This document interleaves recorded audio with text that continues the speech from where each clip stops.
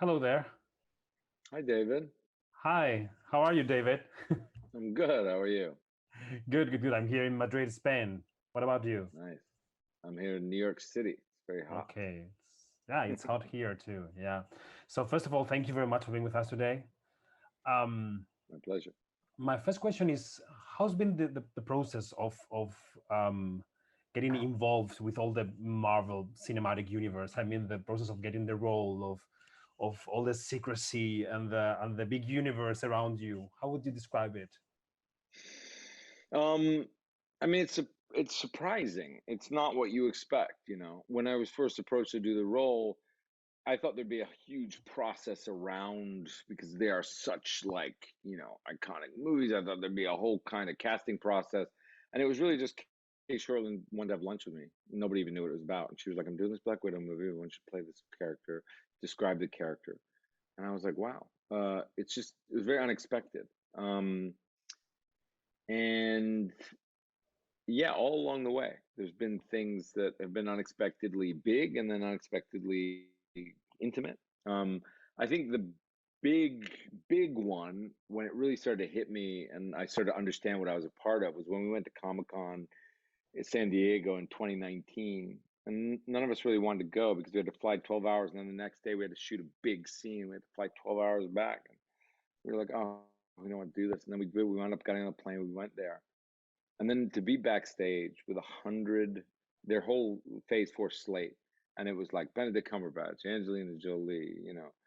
I mean, it was like Natalie Portman. Everybody was there for the new slate, Taika, and you really felt like, whoa, this is a big thing they're doing, and this is a big Mm. family, and it's exciting. And that was when I really first felt that Marvel Universe idea. It had felt a little kind of like an indie movie when we were making it, and then it was like, oh, you're a part of this big epic thing.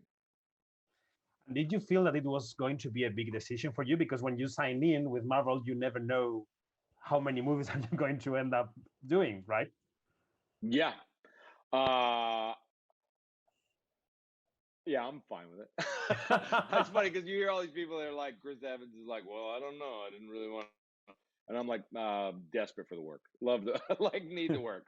Yeah, I mean, part of it though too is there was some consideration at the beginning, because once you play a character in the Marvel thing, that's kind of the guy you'd play, right? Mhm. It's kind of like your thing. And I remember when she pitched me the role, I was like, oh, this is great.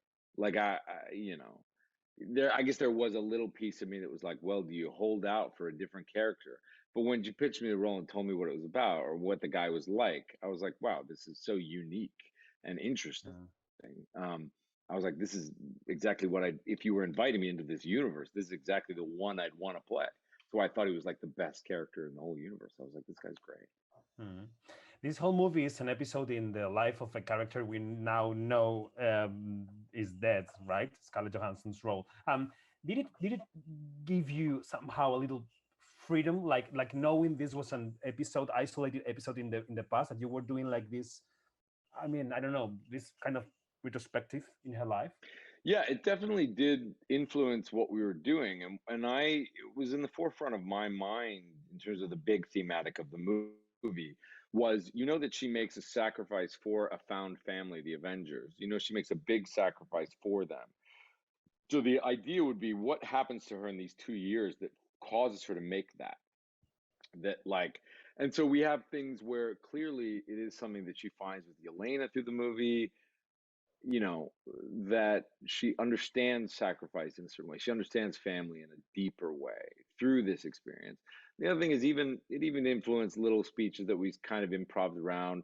Red Guardian has a moment in the prison cell where he talks about sacrificing yourself for a cause and the mistakes he made in Cuba, and that you should only sacrifice yourself for things that are, you know, people based, human based. And I think that there's like little he never actually gets to tell her that, but there's little resonances throughout the film of these things that are like germane to that decision.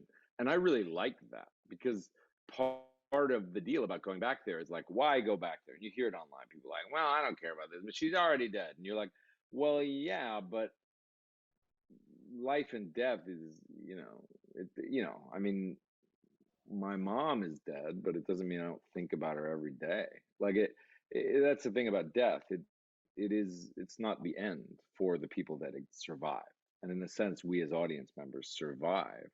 And so the retrospective is very apt, and it really does go to her character in terms of who she is. And I really like that about the movie. It's really interesting. I think our time is up, unfortunately. David, thank you very much for being with us